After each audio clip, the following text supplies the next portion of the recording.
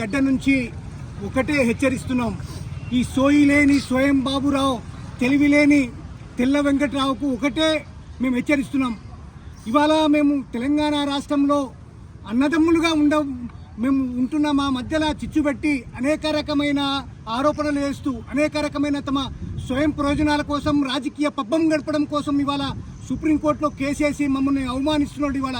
కాబట్టి మేము ఇవాళ ఇక్కడ ఉన్న కాంగ్రెస్ ప్రభుత్వాన్ని ఒకటే హెచ్చరిస్తున్నాం.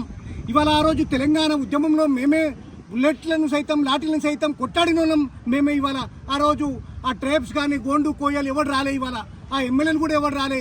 ఇవాళ 10% రిజర్వేషన్ కోసం కూడా మేమే కొట్టాడినాం, మేమే ముందుండి మేమే కొట్టాడి మేమే సాధించినాం. కాబట్టి మా మీద ఇంత కుట్రలు చేసి కుతంత్రాలు చేసి మమ్మల్ని ఇవాళ ఇన్ని వేదనలు చేస్తున్న ఆ తెల్ల వెంకట్రావును, స్వయం బాబురావును ఖచ్చితంగా కాంగ్రెస్ పార్టీ నుంచి సస్పెండ్ చేయాలి. చేయని పక్షంలో ఇవాళ ఇంతకుముందు మా రాజు మాట్లాడినట్టు పల్లెల్లో వెళ్తాం, గూడాలలో కొండలలో వెళ్తాం.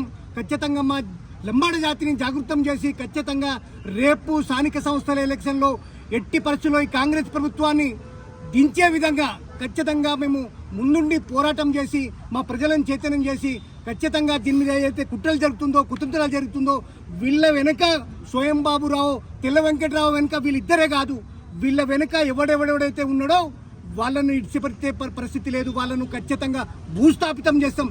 తెలంగాణ గడ్డ మీద వాళ్ళని దోషిగా నిర్ణయిస్తామని తెలియజేస్తున్నా. Thank you.